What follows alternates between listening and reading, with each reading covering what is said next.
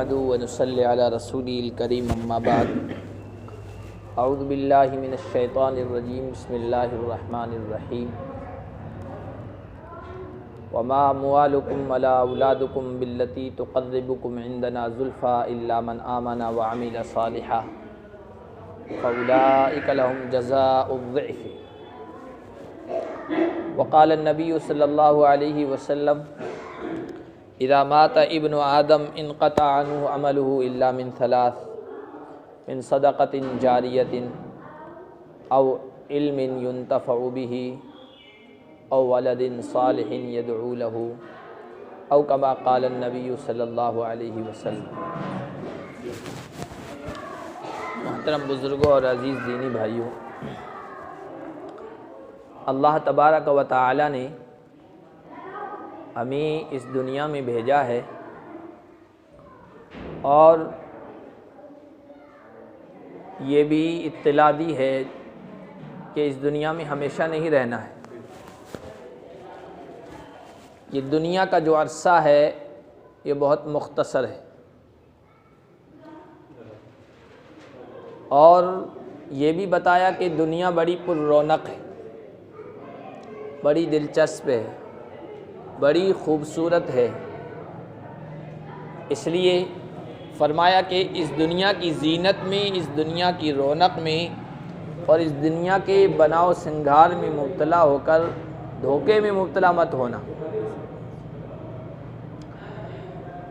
कुरान करीम में अल्लाह ताला ने इस बात को बार बार दोहराया है, इसलिए कि इस दुनिया की रंगीनियों में मशगूल होकर इंसान गफलत में मुब्तला हो जाता है, फ़रेब में मुब्तला हो जाता है, आखिरत को भुला बैठता है।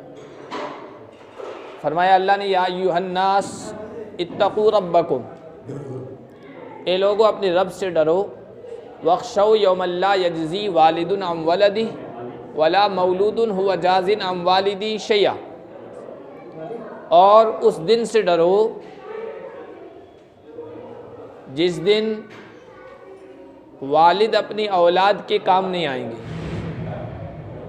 और ना औलाद अपने वालिदैन के कुछ काम आएगी। इन्ना वअदल्लाहि हक़्क़ुन फ़ला तग़ुर्रन्नकुमुल हयातुद दुनिया, अल्लाह का वादा सच है कि इस दुनिया को ख़त्म होना है, इसके बाद मरना है और दोबारा ज़िंदा होना है, अल्लाह के हुज़ूर पेशी होनी है और अल्लाह एक एक चीज़ का हिसाब लेगा। ये अल्लाह का वादा है, ये सच है। फ़ला तग़ुर्रन्नकुमुल हयातुद दुनिया, लिहाजा ख़बरदार दुनिया की ज़िंदगी तुम्हें धोखे में मुब्तला न करे और धोखे में डालने वाला शैतान भी तुम्हें धोखे में न डाले। इतनी सब चीज़ों के बावजूद भी इंसान धोखे में मुब्तला हो जाता है और आखिरत की तैयारी और आखिरत की फ़िक्र नहीं करता है। दुनिया कमाने में, दुनिया के चाहने में, दुनिया की चीज़ों के जमा करने में मशगूल रहता है और उसकी ये हिर्स, ये ख्वाहिश कभी पूरी नहीं होती है। सोचता तो ये है कि ये कर लूँ, उसके बाद मैं नेक अमाल में लग जाऊँगा, आखिरत की तैयारी में लग जाऊँगा। एक तमन्ना पूरी होती है, दूसरी तमन्ना सामने आ जाती है। एक ख्वाहिश पूरी नहीं होती कि दूसरी ख्वाहिश सामने आ जाती है। फरमाया आक़ाए मदनी जनाब मोहम्मद मुस्तफ़ा सल्लल्लाहु अलैहि वसल्लम ने इज़ा कान लिब्नि आदम वादियम मिन ज़हबिन अहब्ब इलैहि सानियन वलौ कान लहु सानियन अहब्ब इलैहि सालिसन वला यसुद्दु जौफ़ इब्नि आदम इल्ला तुराब व यतूबुल्लाहु अला मन ताब। आदम के बेटे को अगर सोने से भरा हुआ एक जंगल मिल जाए तो सोने से भरा हुआ एक जंगल मिलने के बाद फिर उसकी ख्वाहिश ये होगी कि दूसरा मिल जाए, दूसरा मिल गया फिर उसकी ख्वाहिश ये होगी कि तीसरा मिल जाए। फरमाया आक़ाए दो जहां मोहम्मद मुस्तफ़ा सल्लल्लाहु अलैहि वसल्लम ने आदम के बेटे की ये ख्वाहिश कभी पूरी नहीं होती। एक ख्वाहिश के बाद दूसरी ख्वाहिश, दूसरी ख्वाहिश के बाद तीसरी। अब देख ले दुनिया में यही हो रहा है। इंसान तो कुछ पैसे हो जाए, कुछ मेरा गुजारा हो जाए, किसी से के सामने मोहताज बनने की ज़रूरत ना हो, इतना हो जाए फिर मैं नेक अमाल में लग जाऊंगा। जब वो हो जाता है तो फिर वो सोचता है मेरे पास तो मकान बहुत छोटा सा है, फलां के पास इतना बड़ा है, उसके पास तो इतने मकानात हैं, मैं उसके लिए फ़िक्र करने लग जाऊँ। फिर उसकी फ़िक्र में लग जाता है। फिर एक मकान हो जाता है तो फिर वो ये सोचता है कि फ़लां के तो दो दो मकानात हैं, इतने इतने प्लॉट हैं, मेरे पास तो एक ही है। फिर वो उस ख्वाहिश की तकमील में, उस ख्वाहिश को पूरा करने में लग जाता है, यहाँ तक कि ख्वाहिश उसकी पूरी नहीं होती है और मौत अपने चंगुल में उसके पकड़ लेती है। ला यसुद्दु जौफ़ इब्न आदम इल्ला तुराब, फरमाया आक़ाए दो जहां सल्लल्लाहु अलैहि वसल्लम ने, आदम के बेटे के मुंह को कब्र की मट्टी के अलावा कोई चीज़ नहीं भर सकती है, उसकी ख्वाहिशें पूरी नहीं हो सकती है। एक ख्वाहिश के बाद दूसरी ख्वाहिश, दूसरी ख्वाहिश के बाद तीसरी ख्वाहिश, और वो दुनिया के चक्कर में पड़ा रहता है और आमाल सालिहा, नेक आमाल अंजाम देने की तरफ उसकी तवज्जो नहीं जाती है। हालांकि अल्लाह पाक ने कुरान करीम में और नबी पाक सल्लल्लाहु अलैहि वसल्लम ने अपनी अहादीस में इसकी तरफ तवज्जो दिलाई। फरमाया कुन फिद दुनिया का अन्नका गरीब अव आबिरु सबील, दुनिया में इस तरह ज़िंदगी गुजारो जिस तरह कोई परदेसी होता है। इसलिए कि ये दुनिया एक मोमिन के लिए हमेशा ठहरने की जगह नहीं है। मोमिन के लिए दुनिया एक सराय है, एक मेहमान खाना है, एक गेस्ट हाउस है, जहां आदमी जाता है किसी शहर में और वहां रुकता है, थोड़ी देर क़याम करता है, कुछ दिन ठहरता है, उसके बाद उसका दिल अपने असली वतन की तरफ मुतवज्जे रहता है। ईमान वाले का असली वतन ये दुनिया नहीं है, ईमान वाले का असली वतन आखिरत है, जन्नत है। नबी पाक सल्लल्लाहु अलैहि वसल्लम ने फरमाया इस दुनिया में इस तरह रहो जिस तरह एक परदेसी रहता है। परदेसी का परदेश में चाहे उसको कितनी सहूलतें क्यों ना मिल जाए, चाहे कितनी आसानियां क्यों ना मिल जाए, चाहे वहाँ कितनी उसको नेमतें क्यों ना मिल जाए, लेकिन उसका दिल अपने देश में अपने घर वालों की तरफ मुतवज्जे रहता है। इस तरह परदेसी की तरह इस दुनिया में रहो या मुसाफिर की तरह। और आबिरु सबील, ये अल्लाह के नबी सल्लल्लाहु अलैहि वसल्लम ने नसीहत की है। लेकिन उसके बावजूद आज हमारी ज़िंदगियों में ये मिलता है कि हम आजकल पर टाल रहे हैं और नेक अमाल की तरफ हमारी तवज्जो नहीं जाती। इमाम गज़ाली रहमतुल्लाह अलैह एक बुज़ुर्ग गुज़रे हैं, मिसालों के ज़रिए से उन्होंने अवाम को समझाने के लिए बहुत अच्छे अच्छे वाक़यात और अच्छी मिसालें दी। मिसाल के ज़रिए से बात आसानी से समझ में आ जाती है, इसलिए कुरान ने भी मिसालें बयान की है, कुरान ने भी वाक़यात बयान किए हैं, क़िस्से बयान किए। इमाम गज़ाली रहमतुल्लाह अलैह ने फरमाया कि एक आदमी था, उस आदमी को बादशाह ने बुलाया और बादशाह ने बुलाकर कहा कि ये टोकरी उठाओ और मेरा फ़लाँ बाग है, उस बाग में जाओ और बेहतरीन से बेहतरीन जो फल हो वो तुम तोड़ के लाओ। जितने बेहतरीन फल होंगे तुमको उतना ही बेहतरीन इनाम से नवाजा जाएगा। उस आदमी ने कहा ठीक है। उसने टोकरी उठाई अपने सर पर और बादशाह के उस बाग में चला गया। और उस बाग के कई मरहले थे, कई कैटेगरियाँ थी। जब पहले मरहले में दाखिल हुआ, देखा कि अच्छे से अच्छे फल मौजूद हैं, लेकिन उसके दिमाग में ये बात आई कि हो सकता है अगले मरहले में इससे भी अच्छे फल मौजूद हो, तो मैं वहाँ फल काट लूँगा, टोकरी भर लूँगा, बादशाह के पास अच्छा इनाम पा लूँगा। तो उसने पहले मरहले में फल नहीं तोड़े, दूसरे मरहले में दाखिल हुआ। दूसरे मरहले में दाखिल हुआ तो क्या देखता है कि पहले मरहले से ज़्यादा अच्छे फल वहाँ मौजूद हैं।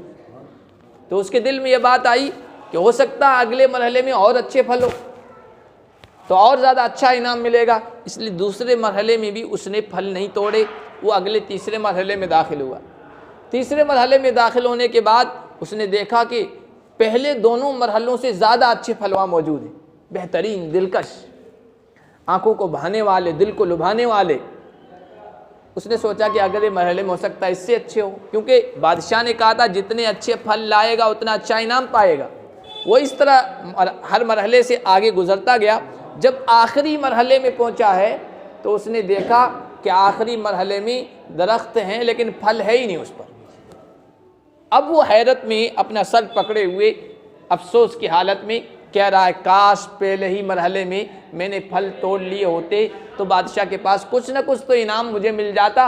अब मैं आखिरी क्योंकि बादशाह ने शर्त लगाई थी एक मरहले पर गुजरने के बाद वापस नहीं आना है तुम्हें, ये शर्त लगाई थी बादशाह ने। आखिरी मरहले में पहुंचा तो उसके पास फल ही नहीं है, वहाँ अफसोस करने लगा। इमाम गज़ाली रहमतुल्लाह अलैह ने कहा कि वो जो बादशाह की मिसाल है वो अल्लाह रब्बुल इज़्ज़त की।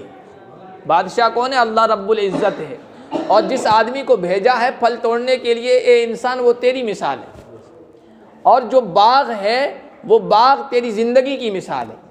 और उस बाग के कई मरहले जो हैं वो मरहले तेरी ज़िंदगी के जो मरहले हैं, लड़कपन है, जवानी है, अधेड़ उम्र है, बुढ़ापा, ये मरहले हैं। उसमें तुझे अमल करने को कहा था, लेकिन तू आजकल पर टालता रहा। और जब आखिरी मरहले में पहुंचा तो फिर मौत आ गई, फरिश्ते मौत के आ गए। और उस मौके पर इंसान अगर तौबा करे, तौबा भी कबूल नहीं होती है, तौबा का दरवाज़ा बंद कर दिया जाता है।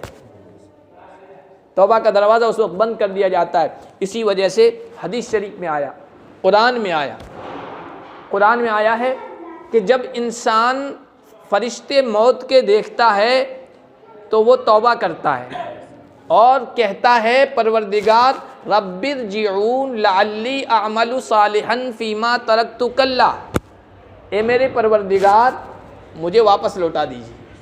ये तो आखिरी वक्त आ गया, अब मुझे वापस लौटा दीजिए। वापस लौटने का क्यों कह रहा है? वापस लौटे इसलिए कि मैं अपने बीवी बच्चों के थोड़ी देखभाल कर लूँ, उनको बता दूँ कि मेरे पैसे कहाँ रखे हैं, दौलत कहाँ रखी है, सोना कहाँ रखा है, फला चीज़। ये नहीं, न किसी रिश्तेदार के से मिलने की ख्वाहिश है, न माल के सिलसिले में बतलाने की कोई तमन्ना आरज़ू है। वो ये कहेगा मुझे वापस लौटा दीजिए ताकि मैं नेक अमल करूँ। कुरान में एक दूसरी जगह ये भी फरमाया कि जब बुरे अमाल करने वाले जहन्नम में पहुँच जाएंगे तो वहुम यस्तरिखून फ़ीहा, जहन्नम में चीखेंगे, पुकारेंगे, क्या कहेंगे? रब्बना अखरिजना नामल सालिहन गैरल्लज़ी कुन्ना नामल, ए परवरदिगार जहन्नम से एक मरतबा निकाल दीजिए, वापस दुनिया में भेज दीजिए। दुनिया में जाकर हम वो अमल करेंगे जो पहले नहीं करते थे। पहले ये गुनाह किए तो जहन्नम में पहुंच चुके हैं, अब ना अमल सालिहन वापस लौटा दीजिए। हम पक्का वादा करते हैं, सच्ची बात करते हैं कि हम नेक अमल करेंगे। अल्लाह ताला फरमाएंगे अवलम नुअम्मिरकुम मा यतज़क्करु फ़ीही मन तज़क्कर वजाअकुमुन नज़ीर, क्या मैंने तुम्हें इतनी ज़िंदगी, इतनी उम्र नहीं दी थी जिसमें नसीहत हासिल करने वाला नसीहत हासिल कर सकता था और तुम्हारे पास डराने वाला, चौकन्ना करने वाला, मुतनब्बे करने वाला, ख़बरदार कर देने वाला, बतलाने वाला आया था। ये बतलाने वाला कौन था? इसे उलमा ने लिखा, नबी होते हैं, रसूल होते हैं, वो इंसानों को बताते हैं कि दुनिया की ज़िंदगी फ़ानी है, आखिरत आनी है। नज़ीर से ये भी मुराद है। और उलमा ने यह भी लिखा कि नज़ीर से मुराद सफ़ेद बाल भी हैं।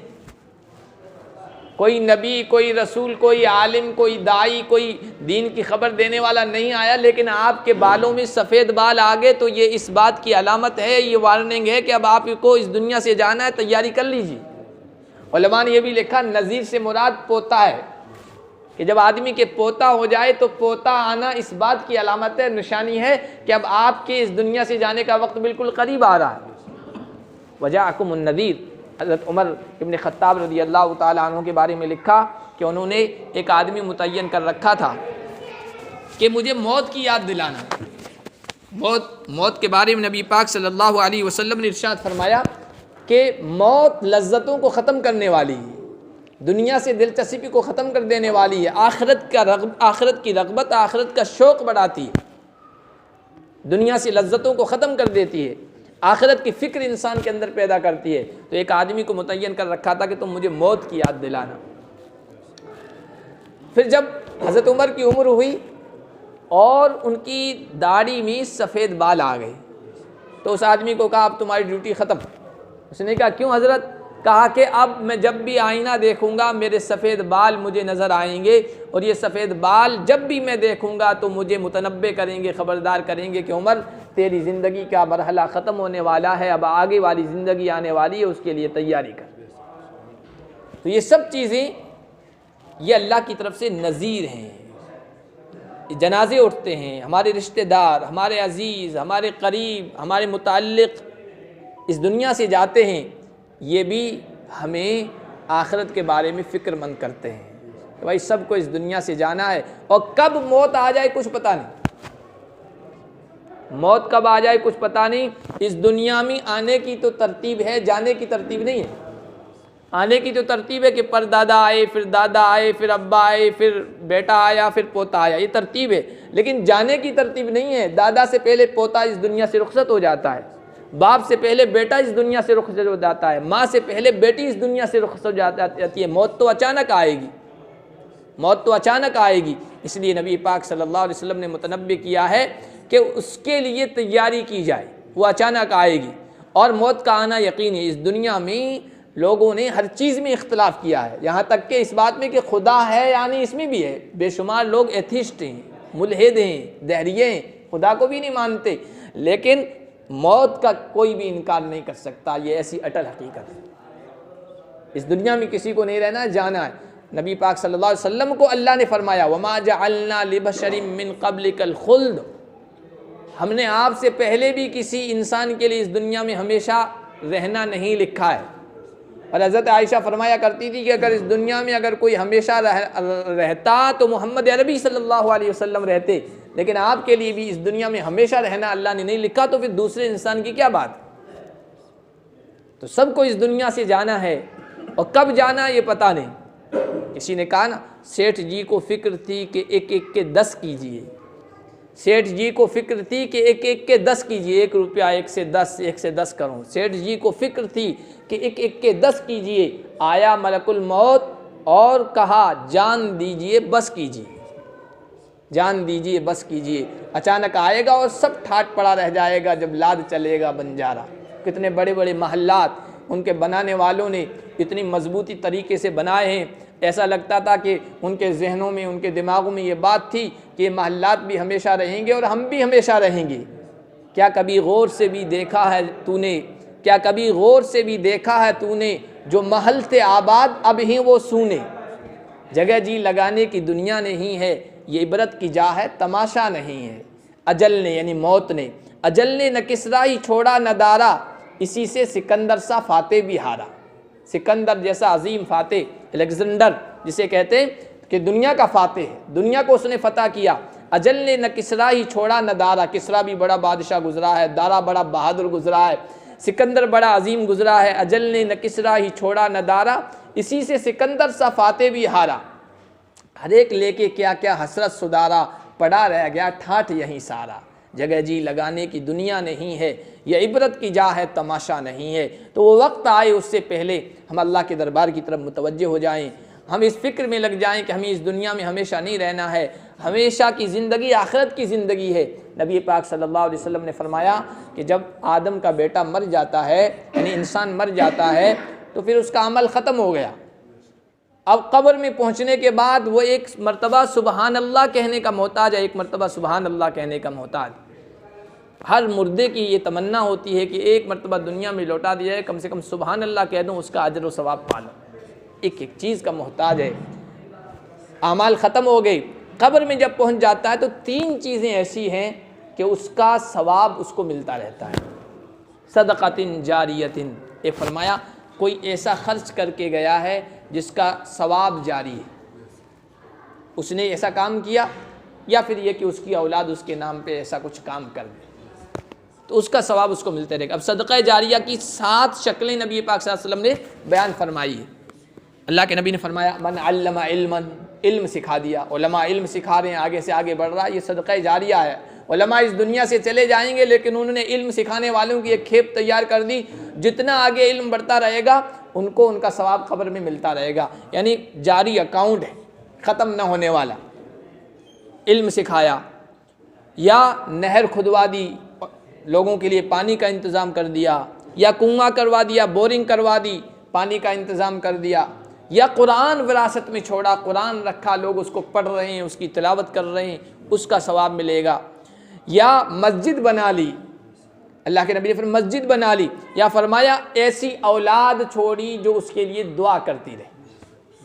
और दुआ औलाद उस वक्त करेगी जबकि औलाद को नेक बना के गया, अल्लाह का भी फरमा बरदार बना के गया, अपना भी इताअत गुजार बना के गया, तब जाके औलाद नेक बनेगी और बाद में उसके लिए कुछ कभी दुआ करेगी, कभी सदका करेगी, कभी उसके लिए इसाले सवाब करेगी। जो भी सवाब पहुंचाने की शक्लें हैं जो हदीस में और कुरान में आई है, वो इख्तियार उस वक्त औलाद करेगी जब औलाद को नेक बना के गया। तो आदम की औलाद जब मर जाती है, आदम का बेटा जब मर जाता है तो अमल ख़त्म हो जाता है, मगर 3 चीज़ों से, सदक़ा जारिया या इल्म जो उसने सिखाया, औ वलदिन सालिहिन यदऊ लहू, या नेक औलाद जो उसके लिए दुआ करते रहे। हज़रत मौलाना मुफ्ती शफ़ी साहब रहमतुल्लाह अलैह एक बुज़ुर्ग गुज़रे हैं, उनका वाक़या सुनाकर मैं बात ख़त्म करता हूँ। बहुत बड़े आलिम गुज़रे हैं, उनके वालिद भी आलिम थे। जब वालिद का इंतकाल हुआ तो उन्होंने अपने इन बेटों को, मुफ्ती शफ़ी साहब रहमतुल्लाह अलैह को, उनको बुलाया और बुलाकर कहा कि बेटा शफ़ी, यूँ तो लोग सब भूल जाते हैं, यूँ तो लोग सब भूल जाते हैं, लेकिन तुम जल्दी मत भूलना, तुम जल्दी मत भूलना। इंसान भूल जाता है, चाहे वालिदैन हो, चाहे बेटा हो, चाहे करीबी रिश्तेदार हो, चंद दिनों तक तो कब्रिस्तान जाते हैं, इंतकाल के बाद ताज़ा ताज़ा जब मामला होता है फिर उसके बाद कभी कब्र के पास जाकर फातिहा खानी की भी नौबत नहीं आती है, इल्ला ये कि किसी का इंतकाल हो गया, जनाजे में चले गए तो थोड़ा सा मौका निकाल कर वालिदैन की कब्र पर हाजिर दे दी। उसके अलावा इंसान भूल जाता है, अपने अजीज़ों को, करीबों को, रिश्तेदार सबको भूल जाता है। फरमाया सब भूल जाते हैं लेकिन तुम इतना जल्दी मत भूलना बस।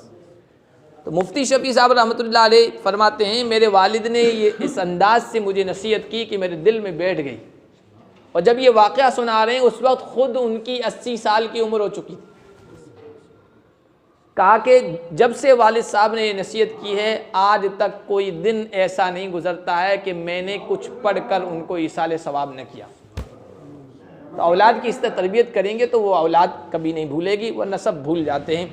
अल्लाह पाक हम सब को ऐसे काम अंजाम देने की तौफीक अता फरमाए जिनका सवाब मरने के बाद भी कब्र में, हशर में, आखिरत में मिलता रहे, काम आता रहे। अल्लाह हम सब को इसकी तौफीक अता फरमाए। सुभानअल्लाह व बिहम्दिही, सुभानकल्लाह व बिहम्दिही, अशहदु अन ला इलाहा इल्ला अंता अस्तगफिरुका व अतूबु इलैक। रब्बना आतिना फिद दुनिया हसना व फिल आखिरति हसना व क़िना अज़ाबन्नार। अल्लाहुम्मा अग़फ़िर लिहय्यिना व मय्यितिना व शाहिदिना व गायबिना व सग़ीरिना व कबीरिना व ज़करिना व उन्साना। अल्लाहुम्मा मन अहयैतहु मिन्ना फ़अहय्यि अल-इस्लाम व मन तवफ़्फ़ैतहु मिन्ना फ़तवफ़्फ़हु अलल ईमान। या अल्लाह हमारे गुनाहों को माफ़ फरमा, हमारी ख़ताओं से दरगुज़र फरमा। बेशक हम गुनहगार हैं, ख़ताकार हैं, सियाहकार हैं, अपने गुनाहों का एतराफ़ करते हैं। मौला करीम तो हमें माफ़ फरमा दे। या अल्लाह दुनिया भर में जहाँ कहीं भी अहले इस्लाम परेशान हाल है, उनकी परेशानियों को दूर फरमा। जो बीमार हैं उन्हें शिफ़ा अता फरमा, जो बे औलाद हैं उन्हें नेक साले औलाद अता फरमा, जो कर्ज़ों के तले दबे हुए उनके कर्ज़ों की अदायगी की शक्लें पैदा फरमा। या अल्लाह बुरे आमाल से हिफाजत फरमा, बुरे जज्बात से हिफाजत फरमा, बुरी सोच से हिफाजत फरमा, बुरी फ़िक्र से हिफाजत फरमा, बुरी मौत से हिफाजत फरमा, ईमान पर मौत नसीब फरमा, ईमान पर मौत नसीब फरमा। या अल्लाह जब आखिरी वक्त आए तो ऐसी काबिल रश्क मौत अता फरमा कि हमारी ज़बान पर कलमा ला इलाहा इल्लल्लाह हो और होंठों पर मुहम्मदुर रसूलुल्लाह सल्लल्लाहु अलैहि वसल्लम का विर्द हो। ऐसी काबिल रश्क मौत हम सब को नसीब फरमा। या अल्लाह मौत से पहले मौत की तैयारी करने की तौफ़ीक़ अता फरमा। या अल्लाह दुनिया और शैतान के धोखे से हम सब की हिफाजत फरमा। या अल्लाह दुनिया और शैतान के धोखे से हम सब की हिफाजत फरमा। आखिरत की तैयारी और फ़िक्र करने की तौफ़ीक़ अता फरमा। नेक अमाल अंजाम देने की तौफ़ीक़ अता फरमा। क़ब्ल इसके कि हमारी नमाज़ पढ़ी जाए, नमाज़ पढ़ने की तौफ़ीक़ अता फरमा। या अल्लाह ऐसे अमाल जो आखिरत में काम आएँ, क़ब्र में काम आएँ, हमारे लिए नूर और रोशनी का बाइस बनी, ऐसे अमाल और काम करने की तौफ़ीक़ अता फरमा। या अल्लाह जो अहले ईमान, अहले तौहीद इस दुनिया से चले गए हैं, हमारे अजीज़ों में से, अकारिब में से, रिश्तेदारों में से, मुतल्लिकीन में से, अहबाब और दोस्तों में से, मोहब्बत करने वाले और चाहने वालों में से, या अल्लाह उनकी मग़फ़िरत फ़रमा, उनकी बख्शिश फ़रमा। या अल्लाह क़ब्र में उनके साथ आसानी का मामला फ़रमा। या अल्लाह मग़फ़िरत का मामला फ़रमा। या अल्लाह जिन मुतवफ़्फ़िया के लिए हम यहाँ जमा हुए हैं, या अल्लाह दुआ कर रहे हैं, या अल्लाह दीन की बात की है, या अल्लाह ख़ास तौर पर उनकी मग़फ़िरत फ़रमा, उनके साथ अपनी ख़ुसूसी रहमत का मामला फ़रमा, ख़ुसूसी बख्शिश का मामला फ़रमा। जन्नत को, क़ब्र को जन्नत के बाग़ों में से एक बाग़ बना। या अल्लाह हम सब को भी क़ब्र के लिए तैयारी करने की तौफ़ीक़ अता फ़रमा।